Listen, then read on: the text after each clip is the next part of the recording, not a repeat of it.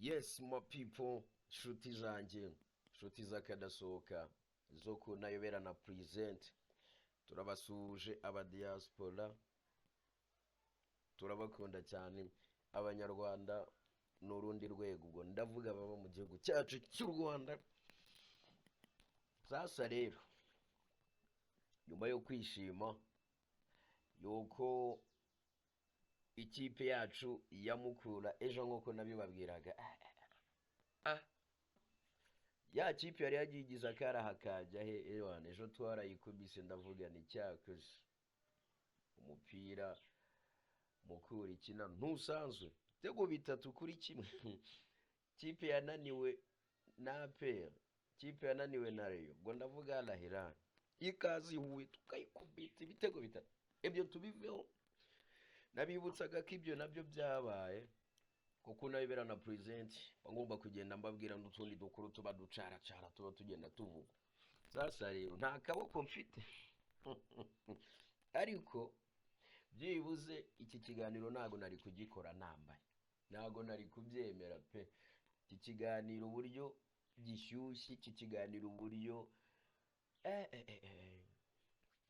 busy iragabura, ibamo amakuru, ntushobora kubura amakuru, kandi amakuru agezweho, amakuru abantu bose bashaka, amakuru yasajije abantu bose.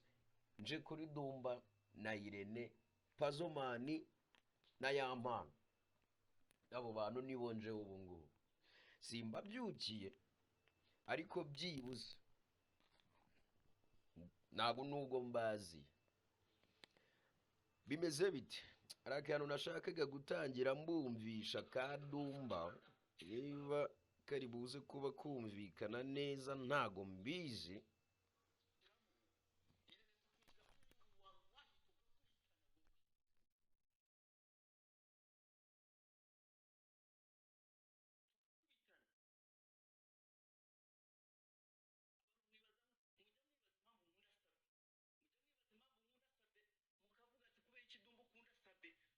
Sabe icyo umubereye aracishura, Sabe iyo umubereye imfura bimfura.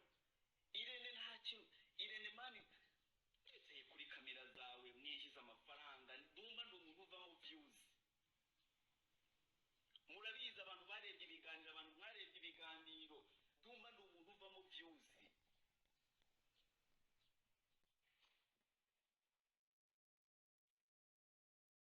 Reka mbereke ikiganiro aza muri Canada, ikiganiro cya nyuma twakoze, urebe amafaranga aba yakivuyemo, umbwire mama umuntu aba yakwinjiriza kuri urwo rwego. Sibi udatera cyo kurita vuga, reka ibyo tubyihore, ariko byibuze mufuye kumva mu tuntu dukeya. Ikiganiro kirekire witwa Dumba yakoze ari live ashaka kwihaniza uwitwa Murinda Habirene, amwihaniza kubera iki? Dore ukuntu byagenze. Murabizi ko Pazomani ejo nakoze ikiganiro mvuga ko yarekuwe, kandi bivugwa ko ari we muntu wafashe video ya Yampano akayikura kuri email ya Yampano akayisharinga. Nanjye rero nawe nk'abantu bari barakurikiranye ikirego kuva mu mizi, tubizi neza amakuru tuyazi, byagenze bite? Byagenze bite kugira ngo dusigare twibaza ngo niba Pazomani atari we warekuye ari amashusho, yarekuwe nande? Icyo kibazo nk'uko wakibajije niko nkibaza. Gute bafashe uwitwa Jihad bakamukatira imyaka 3, bagafata uwitwa Kalisa John bari baranamurekuye mbere, barangije barongera mu rukiko baravuga mumubane nawe mugende mu mufunga imyaka 3.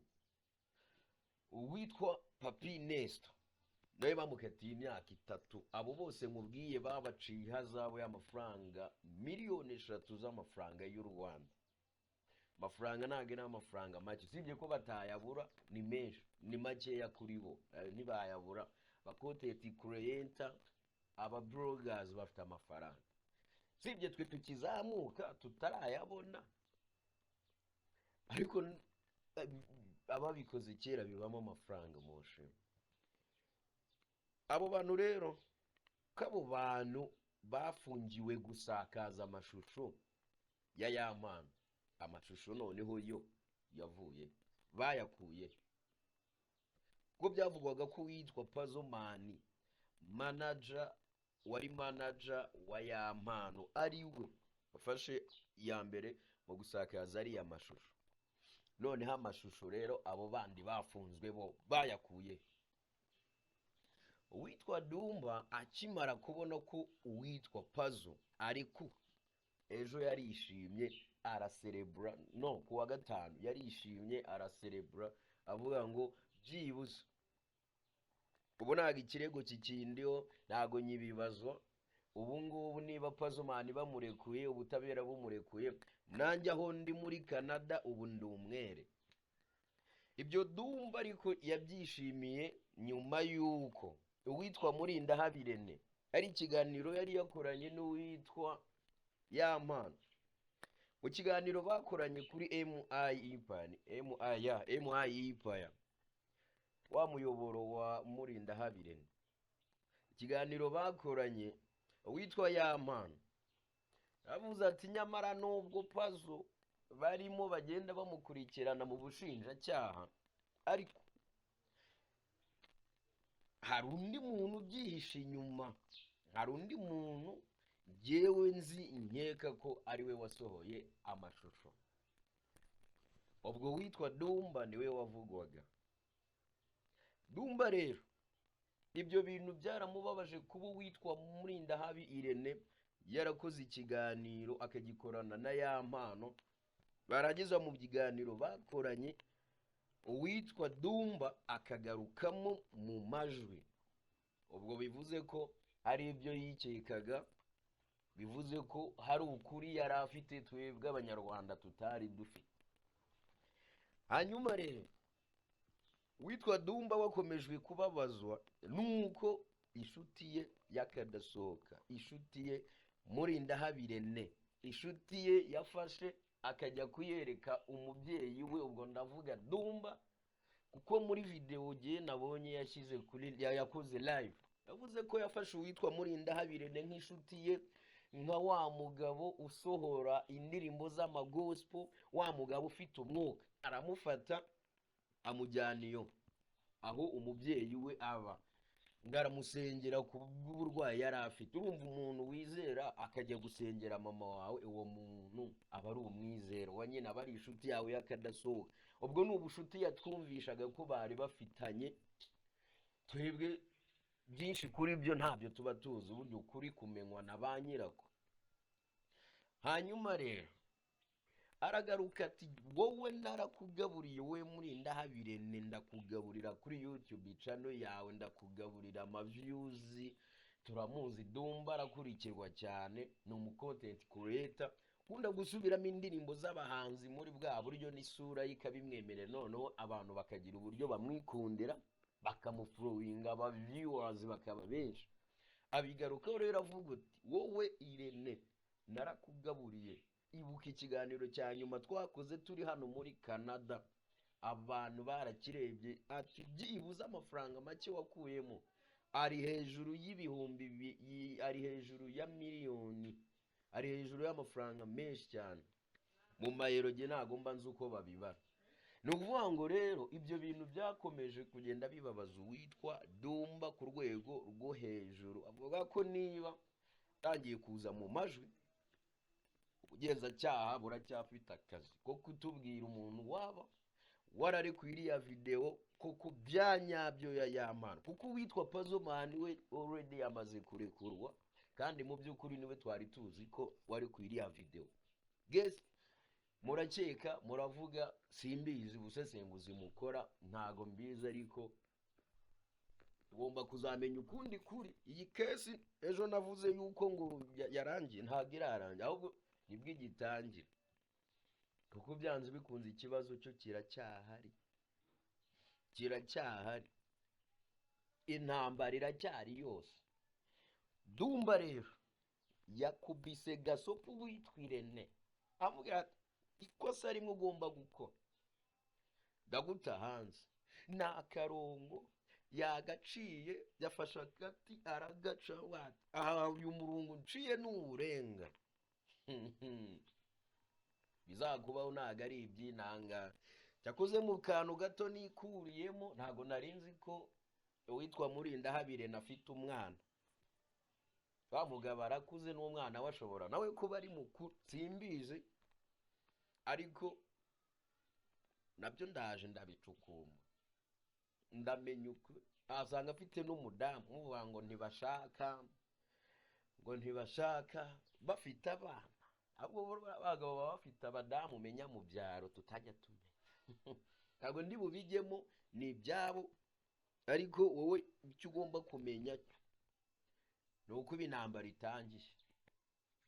aba bloggers, aba content creator, mwicare mwirira amafaranga nyine abo basha kubageraho. ako nanjye ndaje mbashake sha, ndaje mamagare Duma mubwiro ni tujye ku ka live aho muri Canada wibereye nkubita amakuru yashyushye abandi badafite. why notice birashoboka. mwebwe icyo musabwa aka YouTube ni ntayoberana nimuyoberane ibintu mubigira ibyanyu, gaca no mugasharing mugakubitika kagere kure. abo bantu muvuga tuzajya tubageraho tubabwira dukore tubwire abanyarwanda tubabwire ukuri guhari. nyuma y'ibyo byose rero witwa Dumba yibereye muri Canada yo aririra ku mafaranga gake, ariko witwa Emirene yamutumiye kuri live aramubwira ati wowe bampuze nawe ubundi ni wowe nshaka. akarongo rero kamwe akarongo gato witwa Irene ari burenge. abanyarwanda turamenya byinshi muduha ukuri natwe turagusamira hejuru. mbabeshye se? ntago mbabeshye. ubwo ikindi ni ikiheze gihari kuri aba ngaba nta kindi. ubwo witwa rero Pazomani inshuti y'akadasohoka y'uwitwa Dumba, n'uburyo ubushuti bafitanye bufite aho buhuriye n'amafaranga menshi akayabo. ubwo nsinze amadiri baba barakoze kugira ngo babone amafaranga. buriya abantu bibera hanze bafite uburyo bajya basaba video nk'izi ngizi zabaye amano, sinzi icyo bazikoresha. numva ngo n'abakobwa barazibasaba ntiba bazikoresha iki, ariko umenya bwo hari ahantu bazigurisha cyangwa ari icyo zibafasha ntago mbizi, sindi bunabimenye. gusa igihari ni icyo abanyarwanda ubwo turategereje. Irene arenga akarongo gato tumenya byinshi. twamenye ko Irene ufite umwana ufite umwana ntituzuka nari nzi uko angana, kuko ni ukuri kwa mbere twamenye turamenya n'ibindi. stay touch, stay here.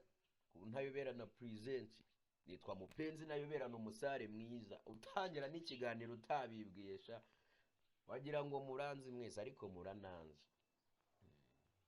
mukore sub, mukarayikinge, mugasharinge, mujye muri comment bati tuzanira amakuru ya runaka. ejo ndabataha agakuru keza keza cyane keza ngiye kukavuga, ariko reka mbe nkihoreye. mubanze mu kundi ibingibi mba mbahaye cyumweru gihabwa umugisha. mwamukeneye kumenya amakuru ari gutrendinga nta handi wahasanga. rero ni hano kunayoberana present, wa musari mwiza wa wundi ubambutsa inyanja nkabakura ku nkombe imwe nkabageza ku yindi amahoro.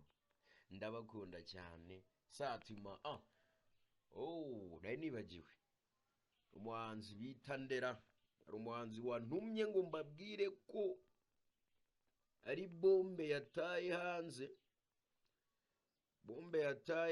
nawe aba diaspora ko bakomeje kuza ari benshi. aba diaspora ba diaspora sha ari umu diaspora wabantumyeho bamwita Ados Music. Dos Music tumushimire sha jagize gutya kanda akanyenyeri agize gutya kanda akanyenyeri ja bless you. Ubwo n'abandi ba diaspora bagire gutya bagira ukuntu babigenza. Ados Music, Ados rero afite indirimbo nshya yise imirimo ya Big Boy, ari kumwe n'uwitwa Skiribombeng. Kambanze mbarebere ahantu imaze kugera kuri YouTube kabisa, banze ndeba ahantu indirimbo yimaze kugera kuri YouTube. Ados Music, imirimo ya Big Boy, indirimbo nziza ifite amashusho meza, byata.